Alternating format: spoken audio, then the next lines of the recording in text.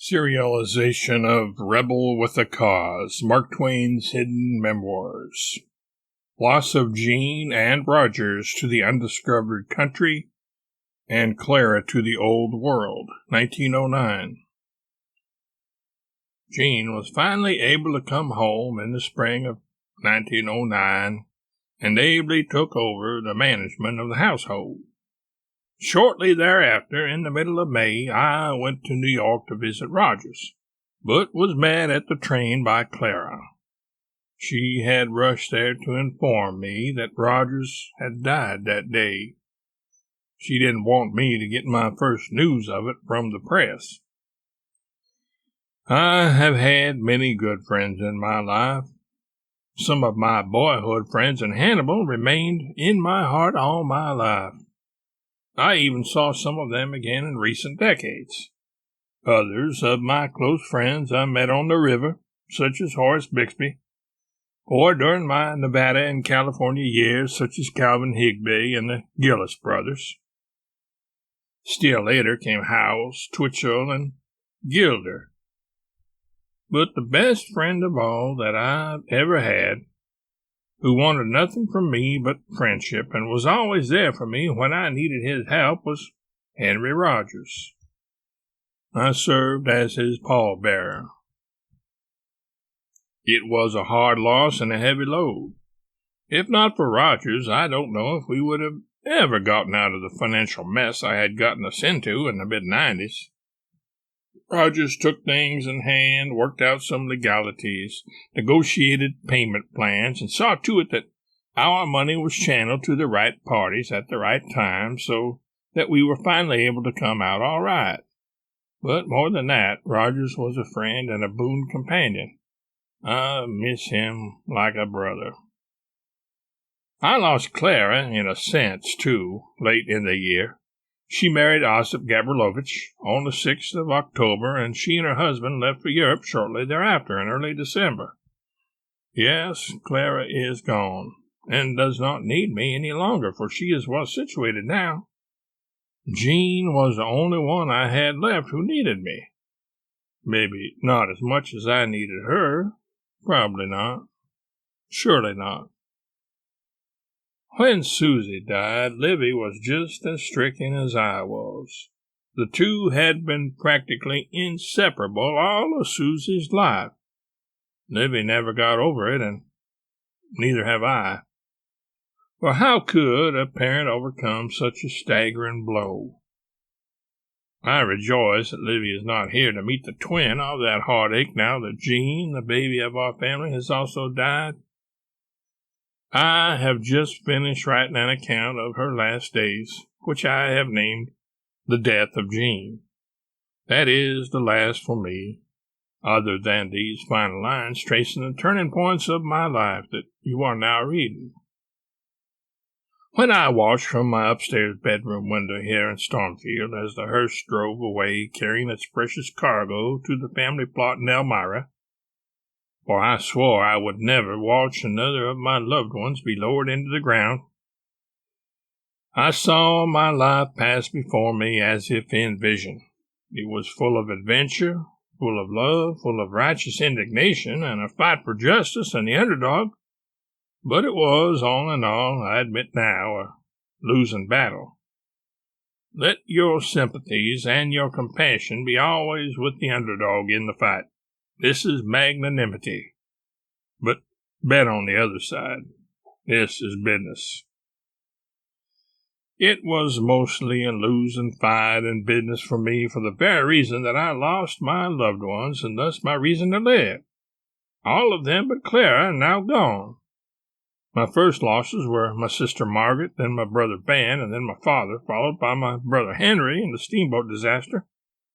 Later, my firstborn, my son Langdon, then my mother, next Susie, then Livy, followed by my sister Pamelia and my brother Orion, and Rogers, and now Jean. Editor's notes. Twain wrote The Death of Jean almost immediately following his daughter's death. He always processed his intense feelings by putting them down on paper. He told his lone surviving daughter, Clara, about this in a cablegram informing her of Jean's death and urging her not to return home for the funeral. She lies there, and I sit here, riding, busying myself to keep my heart from breaking. How dazzlingly the sunshine is flooding the hills around. It is like a mockery. I saw her mother buried. I said I would never endure that horror again, that I would never again look into the grave of anyone dear to me. I have kept to that. They will take Jean from this house tomorrow and bear her to Elmira, New York, where lie those of us that have been released. But I shall not follow. I was getting acquainted with Jean in these last 9 months. She had been long in exile from home when she came to us 3/4 of a year ago. She had been shut up in sanitariums many miles from us. How eloquently glad and grateful she was to cross her father's threshold again. In a letter a few days later, Twain wrote Clara the following. Oh, Clara, Clara dear, I am so glad she is out of it and safe. Safe! I am not melancholy. I shall never be melancholy again, I think.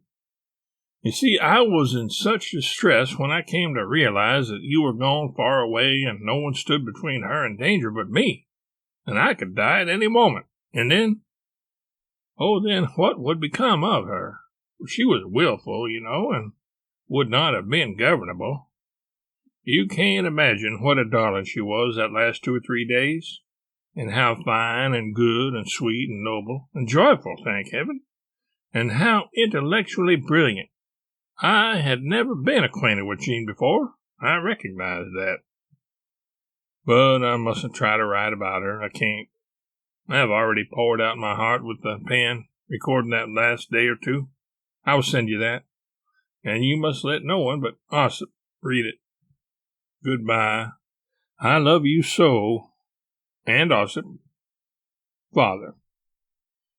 Twain told his biographer, Albert Bigelow Paine, that the death of Jean would be the last chapter of his autobiography. Whether Twain already knew he was going to write these turning points and wanted to throw Paine off track and trace of the trail, we will probably never know. It is quite possible that Twain simply changed his mind about what would mark the end of his autobiography. On the night before her death, Jean and her father chatted in the library until 9, later than they normally stayed up. At Twain's door, Jean said, I can't kiss you good night, Father. I have a cold, and you could catch it. He kissed her forehead, and then she kissed his hand.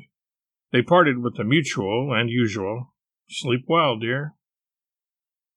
When Paine published Twain's essay on his youngest daughter's death in 1911, the year after Twain himself died, Paine prefaced it with the following comments. The death of Jean Clemens occurred early in the morning of December 24, 1909. Mr. Clemens was in great stress of mind when I first saw him, but a few hours later I found him writing steadily. I am setting it down, he said. Everything. It is a relief to me to write it. It furnishes me an excuse for thinking. At intervals during that day and the next, I looked in and usually found him writing. Then, on the evening of the 26th, when he knew that Jean had been laid to rest in Elmira, he came to my room with the manuscript in his hand. I have finished it, he said. Read it. I can form no opinion of it myself. If you think it worthy, some day at the proper time, it can end my autobiography. It is the final chapter. 4 months later, almost to the day, April 21st, he was with Jean. Another very brief portion of the essay is extracted below. I lost Susie 13 years ago. I lost her mother, her incomparable mother, 5.5 years ago. Clara has gone away to live in Europe, and now I have lost Jean. How poor I am, who was once so rich. 74 years old 24 days ago. 74 years old yesterday. Who can estimate my age today? In her book, Mark Twain and Me, Dorothy Quick noted a change in her friend after the death of Jean. He looked his age for the first time. In fact, he seemed suddenly to have grown years older and very worn. The once erect figure was a little stooped. He no longer threw back his chest, but the old flame was in his eyes when they met mine. In My Father, Mark Twain, Clara wrote about the death of Rogers. In 1909, Father lost his wonderful friend Henry H. Rogers. I was spending a few days in New York and saw the report of his death in the morning paper. Knowing that Father was coming to town that day, I hoped I could gently break the news to him myself, and was indeed relieved to find, when I met him at the station, that he had not yet seen the newspaper. But there is no way to break sad news so that it does not carry a brutal shock with it. The expression of grief on Father's face was pitiful to behold. I got him to the hotel and made him lie down, for he looked so delicate, enveloped in this shadow of sorrow. He could think of nothing else for many days.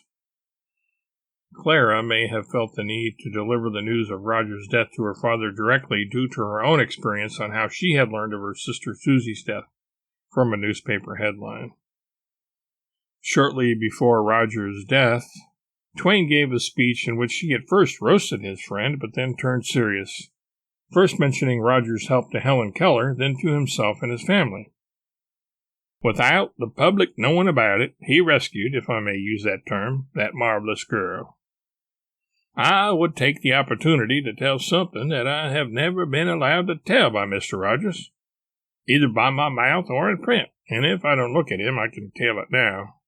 In 1893, when the publishing company of Charles L. Webster, of which I was financial agent, failed, it left me heavily in debt. He saved my copyrights and saved me from financial ruin. He it was who arranged with my creditors to allow me to roam the face of the earth for 4 years and persecute the nations thereof with lectures, promising that at the end of 4 years I would pay dollar for dollar. That arrangement was made, otherwise I would now be living out of doors under an umbrella, and a borrowed one at that. In his autobiography, Twain wrote this about the financial quagmire that Rogers was able to lead the Clemens family out of by means of his deft maneuverings. We were strangers when we met and friends when we parted, half an hour afterward. The meeting was accidental and unforeseen, but it had memorable and fortunate consequences for me.